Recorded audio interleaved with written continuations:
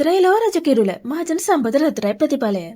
අද 2025 නොවැම්බර් මාස 23 වෙනිදා එනම් ඉරිදා මහජන සම්පත දිනුම් වාරය 6022.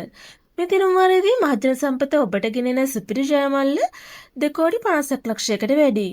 දිනුම් ඇතුළු ජයාංක මොනවාද අපි දැන් බලමු.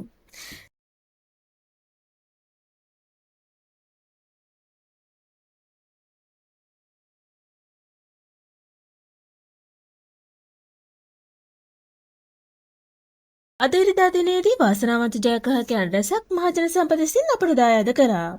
අද දිනාංක ගැලපීමෙන් සුපිරි ජයමල්ල තියාමත් දිනා නොගත් නිසා එහි අගය වැඩි වී 60 දිනයේ ඔබ අතර පත්වේ.